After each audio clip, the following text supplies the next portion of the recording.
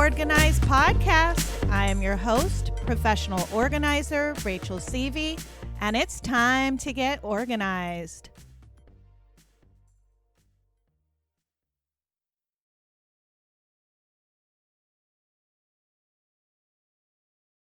So you That's were okay. just getting into state.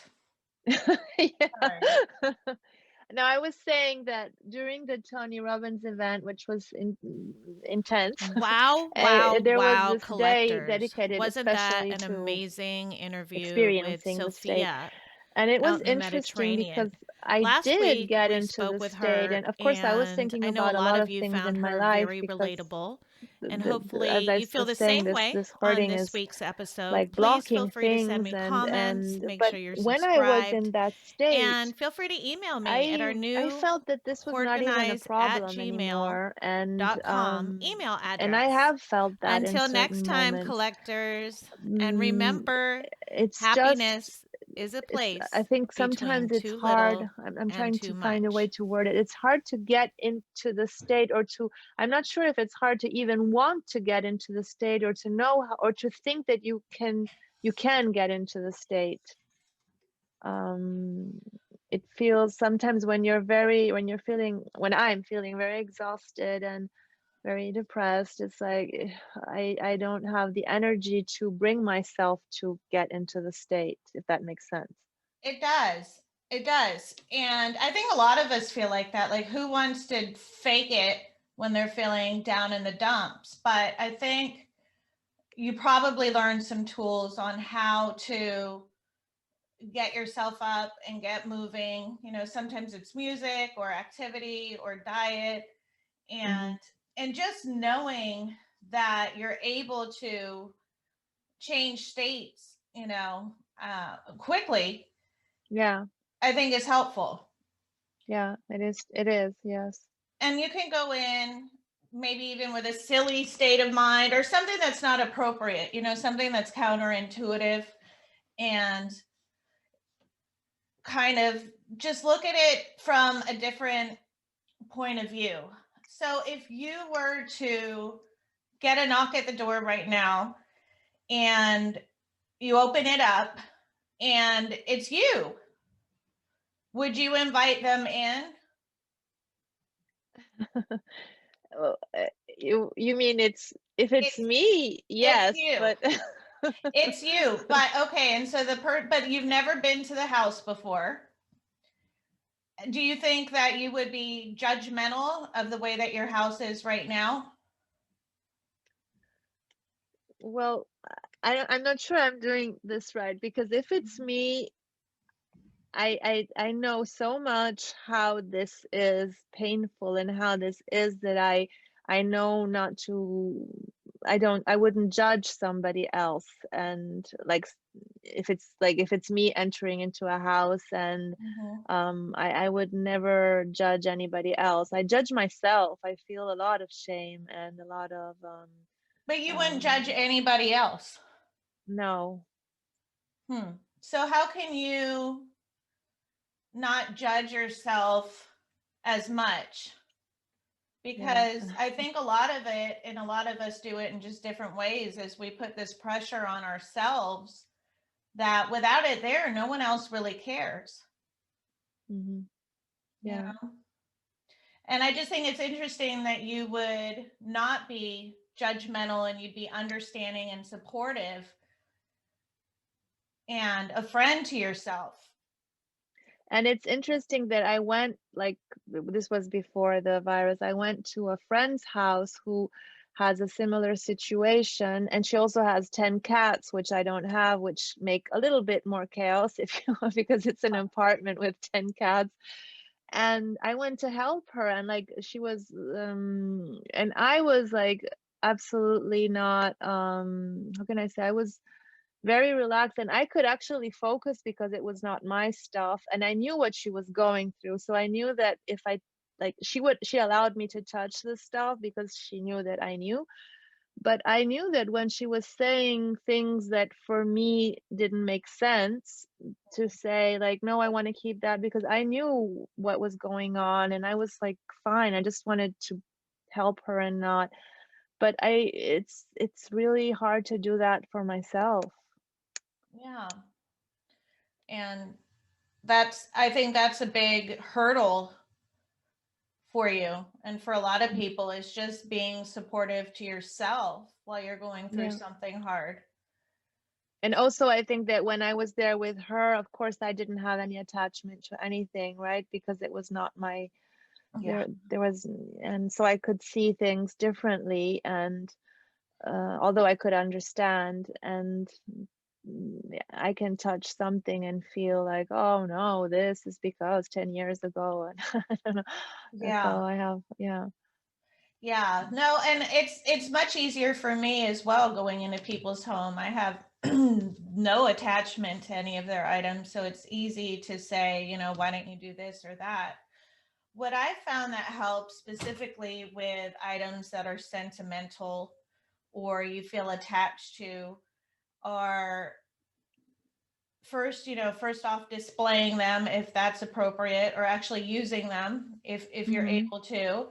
For mm-hmm, instance, a lot of people have china or glassware that's been inherited. So I always encourage people to eat every meal on their china and on their crystal and things like that. So you definitely want to use items that are sentimental to you. But if that, for instance, if you have lots of items that remind you of that same person or that same period of time and you're kind of okay letting some go, I found that it's helpful to just take photographs.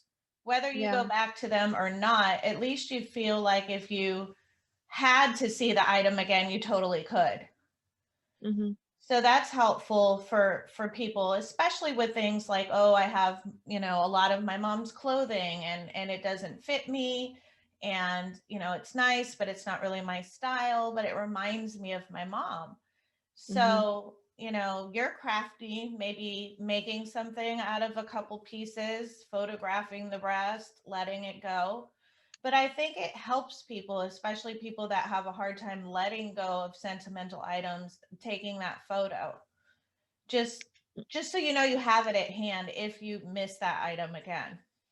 yeah. And what about the things that what I was saying before, that I have a whole story attached to how my life is going to be and when I will be using this thing, and I can't let go because that means I am never going to be living that life.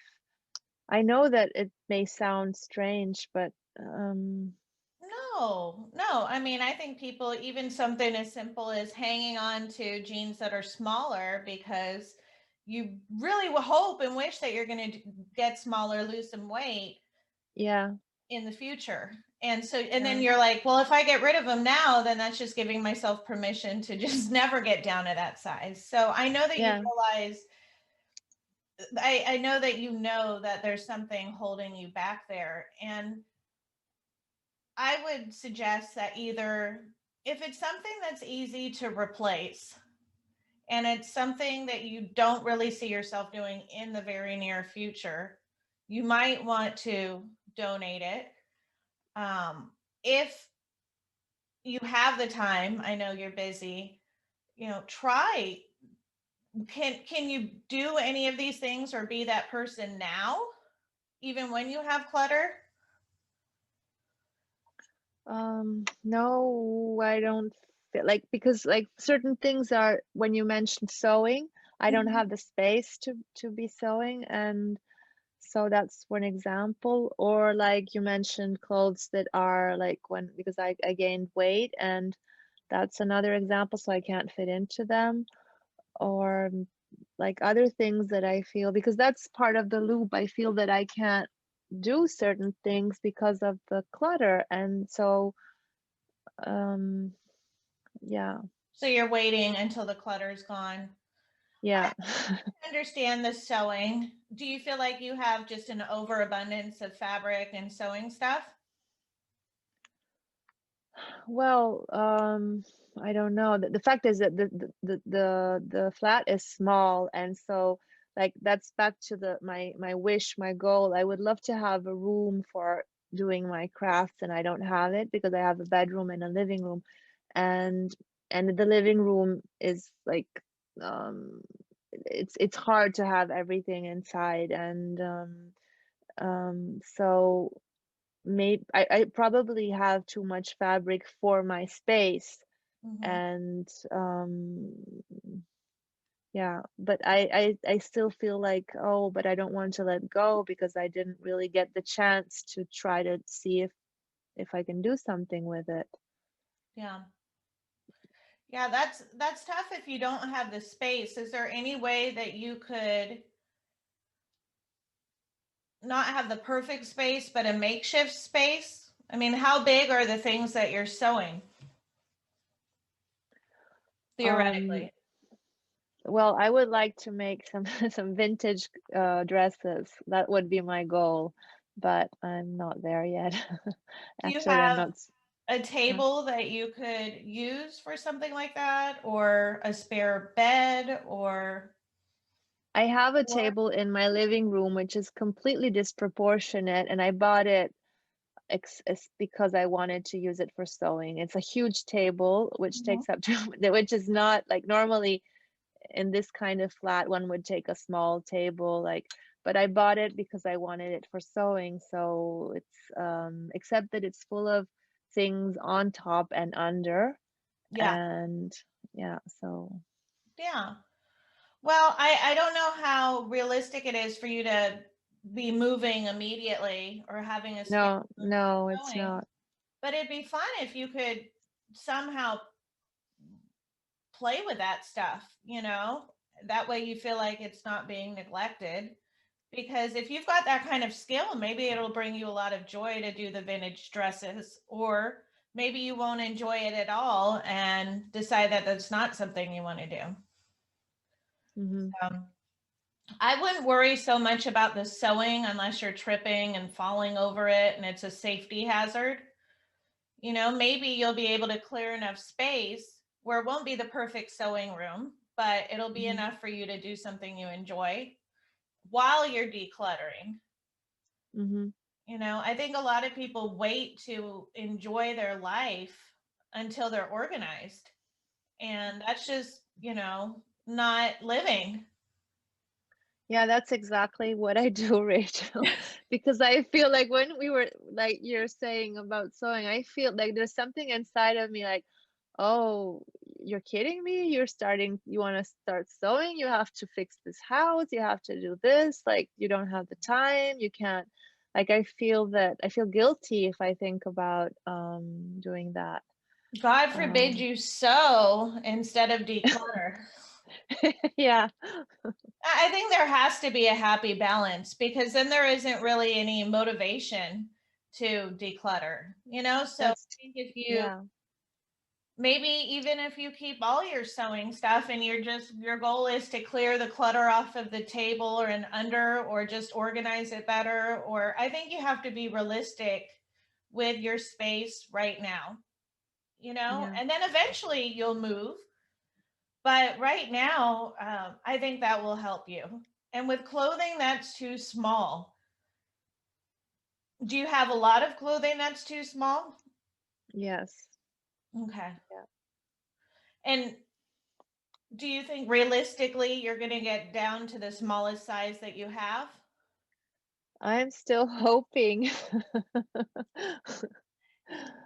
Because And I did, because that's a little just like the decluttering. I yo-yo, I lose the weight, mhm, and like a few years ago, not and then because I also have this problem with the physical problem, health issues that are not helping me. So I lose the weight, then I gain it again, and I think that is what is really a huge obstacle in most of the things that I do, that I don't feel consistent. I feel like I don't conquer a place for good. I feel like, oh yeah, I've done this, and then I just slide back and start over. And that is really discouraging. yeah.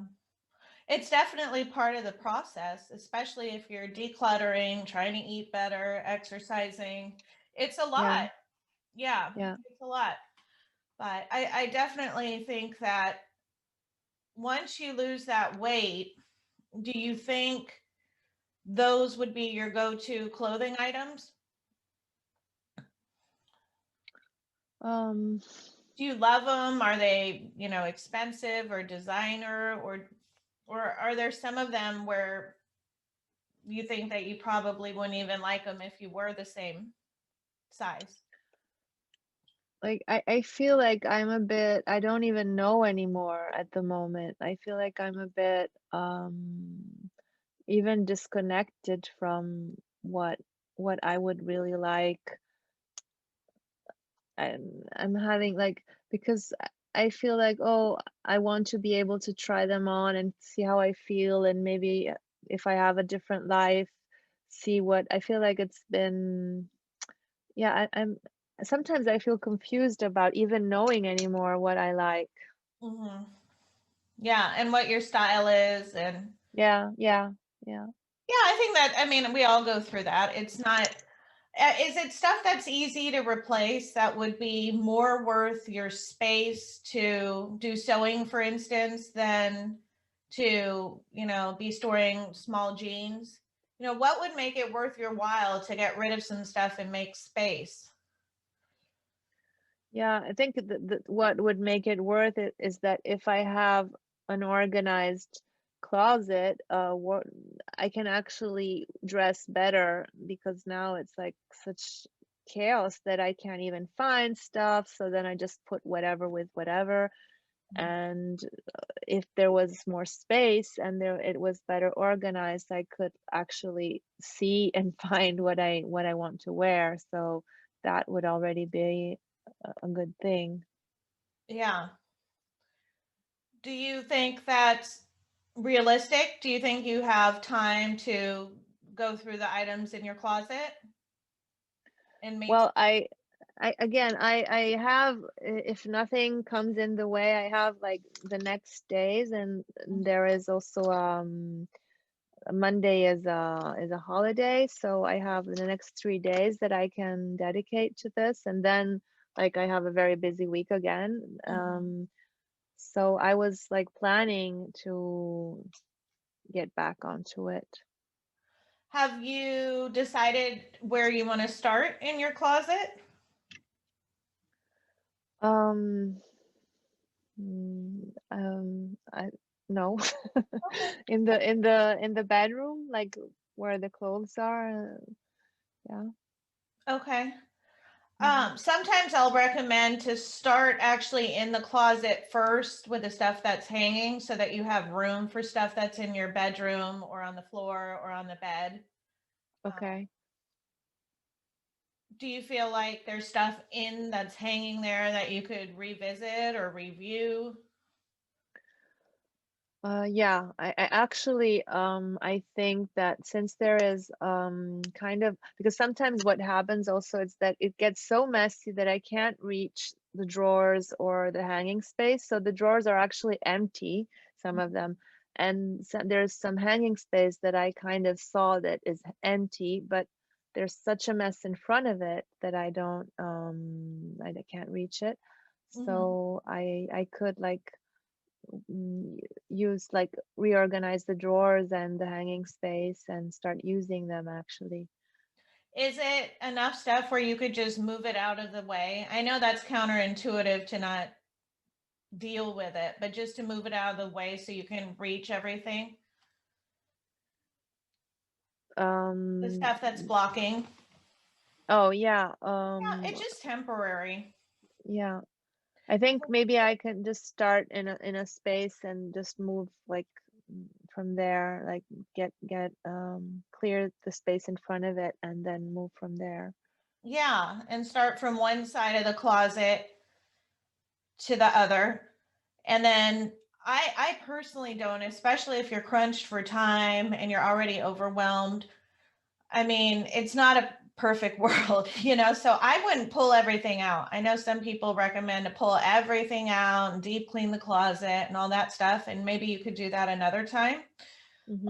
Even if you just go item by item and and think about, yes, you like it, because I think a lot of the people listening like their stuff, and that's part of the issue as well. And yes, it brings you joy, so that's not really helpful, but is it worth your space and your stress. You know, Yeah. I think you need to start asking yourself, like, if this is gone, then I can put other things away and I can have space to sew, withholding what you really want there in the future realistically, because I think it's like, well, do I like it? Yeah. Do I love it? Yeah. A lot of times people say yes to everything, but is it really worth your pain and your suffering and your shame? What is it really worth all that? Because right now these items are causing you a lot of pain. Yes. And it's Actually, Mhm. yeah, sorry. No, go ahead. No, I really think that that's so important what you just said, because when I hear the questions, do you like it? Do you love it? Of course, there are some things that we kind of fell out of love it, but most of it, of course, otherwise it wouldn't be here. I mean, like Yeah. most of the things, and or at least at some level. But this other, what you just said, is it really worth your pain and your suffering and the shame? That is very, very strong. That is very impactful.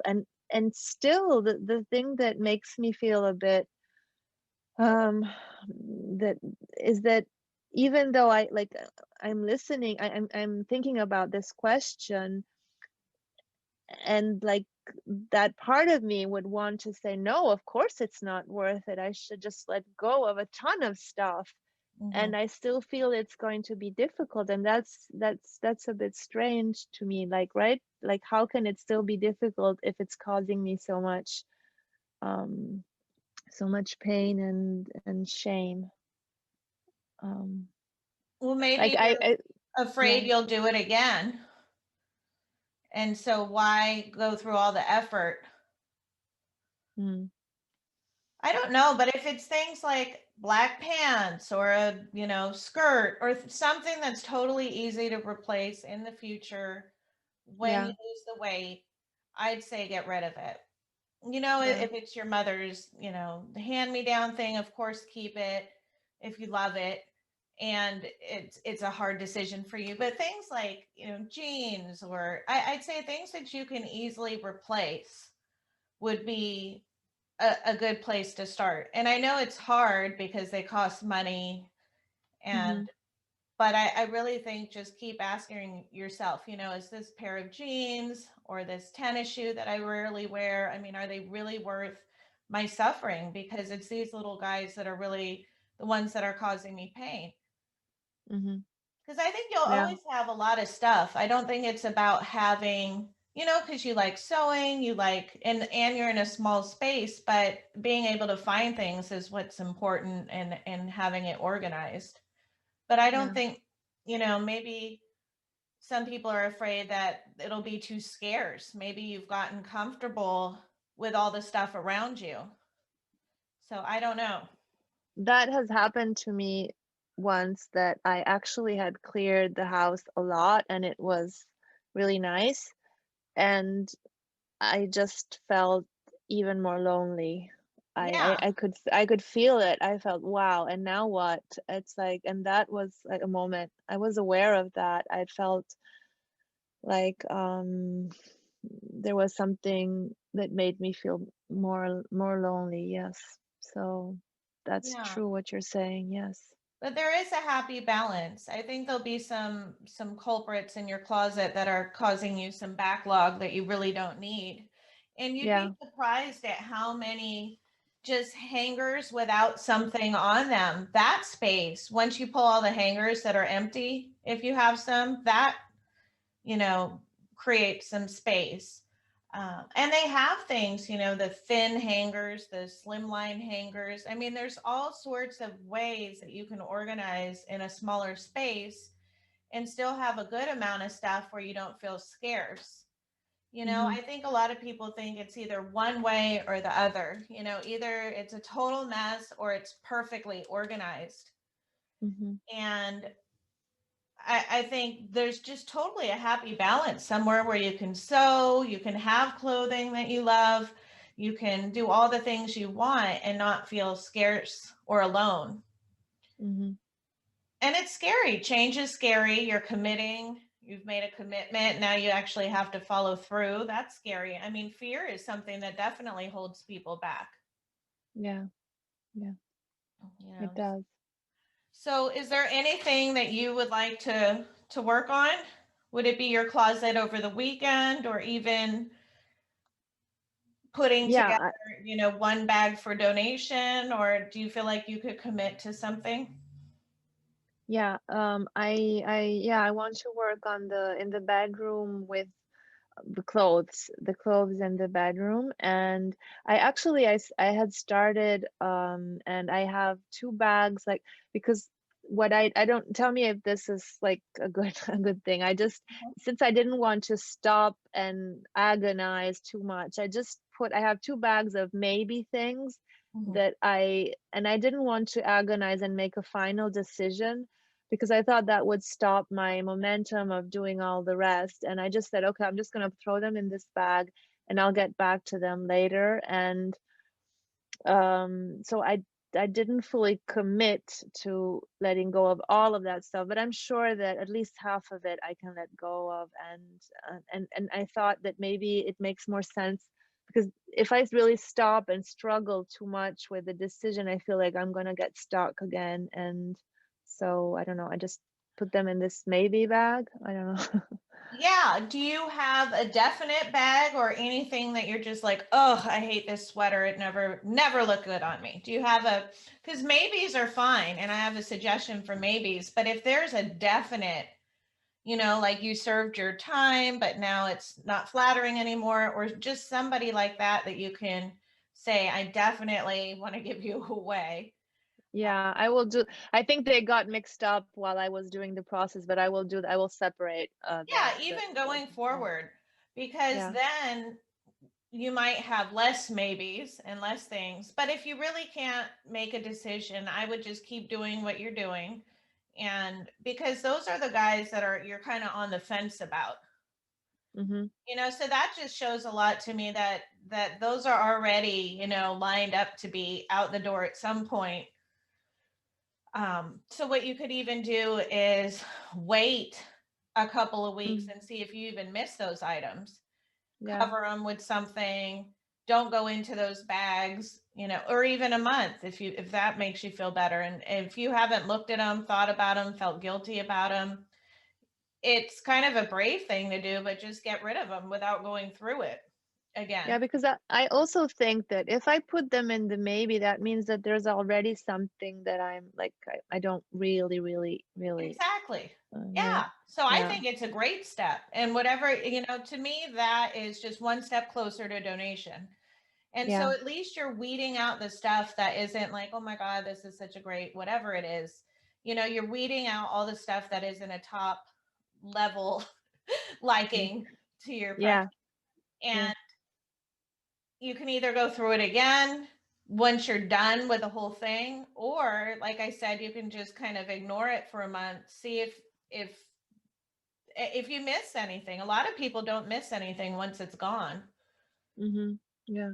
Or just see and enjoy the space that you have when all of those things that are maybes are out of there, Mm-hmm. you Yeah. know?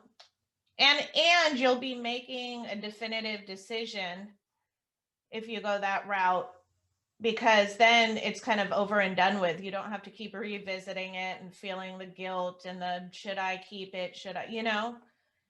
Yes. So I would just keep going through your closet, from one side to the other, and weeding stuff out. And if it's easier to put it into a maybe bag, then I think that's great, because then you'll still see the results, and that might even encourage you more.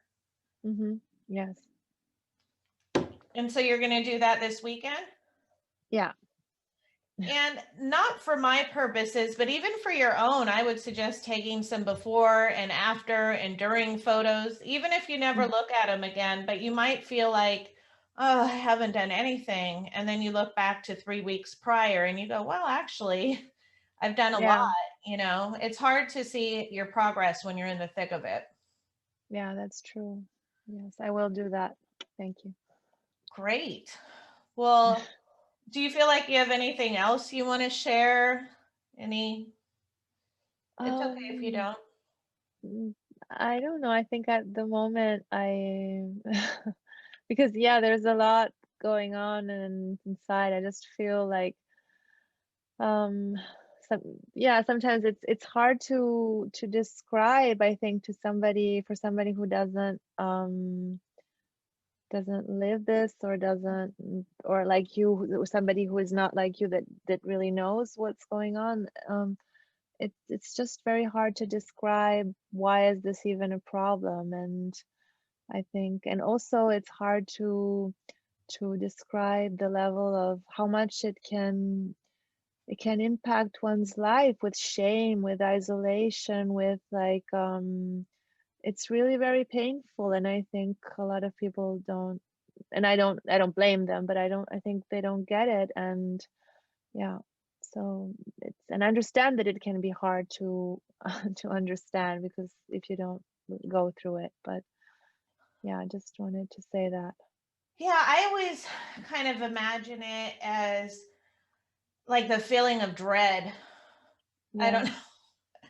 I don't know. Maybe because I see a lot of people's faces before we start and they're like, "Oh God, what did I get myself into with this lady?"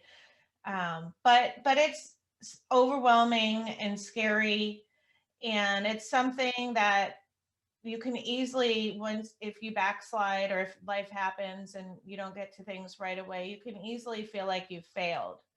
Hmm. And I think a lot of people out there feel like that. And you just kind of have to take it one day at a time Yeah. and not hold it against yourself. I mean, this is a life change. It's a routine change. It's a mindset change. It's, energetically around the house, it's a change. I mean, everything it's a change. And so just working on it gradually is is the best way, just one day at a time. If one day you're depressed and you don't do anything, then the next day it's just a new day, just another chance to start again. Yeah, and I think the other thing is that, like, I think I said this before, but that is hard to understand is that I know that there are different people who are living different experiences and have a different level of awareness of what's going on. And what I feel that is making me feel worse is that I feel that I do have an awareness, like I see what's that there is an issue. I see that and I'm still not able, and that instead of like empowering me, like, oh, I see it, and the fact that I know what I'm doing, what I'm doing, and I'm still doing it sort of unconsciously makes me feel bad about myself. And like, how am I, because I feel like I want to take responsibility and to choose for my life, and as you said, to choose that I'd rather have space than and live rather than, and the fact that it's still so hard makes me a bit, right, like, it See, that's it's like, interesting because I see you as a step ahead most people because of your insight. okay. Really, because if you don't even know you have a problem, then it's really hard to change. Yeah, I know what you're saying. It's that, just that I think that this should be, it should be enough, right, to make me change. And Well, you're going to have to choose between happiness and suffering, and the road to happiness might be a little bit hard and uncomfortable, but I don't think it's going to be any worse than you feel right now. yeah, you're I right. don't think you can feel any worse than you feel right now. You're absolutely right, Rachel. Yeah. So I mean, it might be emotional, it might be hard, discouraging, overwhelming, but I don't think it's going to be as painful as what you're feeling now. And once you get to that, past that point, which you will, Hmm. it'll feel so much better, and then you'll be happy and you'll have to find something else to stress out about. Hopefully not. Yeah. But I think a lot of the times people think it's going to be more painful than it even is. So I'm really excited to know about your process if you have time. And I love the way you write. If you could send me just even a note on how it went, if you came across some items and how they made you feel, if you have time. Of course, I will. Yeah. Yeah. And Well, good luck. And turn music on, have some coffee or tea, or I mean, it doesn't have to be miserable. It really doesn't, Yeah, you know? yeah, yeah, you're right.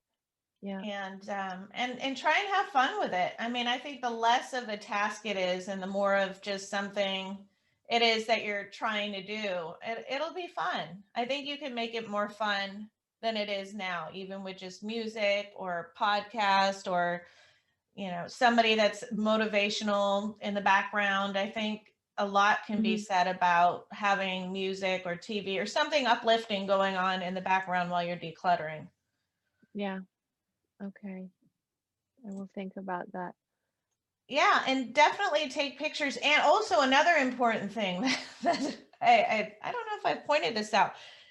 It does look worse before it gets better. And I think that Yeah. freaks people out. You Yeah. know, and I know you know what I mean. And that's kind of why I said don't pull everything out. I know in a perfect world it'd be great to deep clean and put everything back perfect. But I think just going one by one might help cut down a lot of that. Oh my gosh, now nothing's in my closet and everything's around the house or on my bed or on the floor. Yes. But it Yeah. does usually look worse before it gets better, and that can be scary.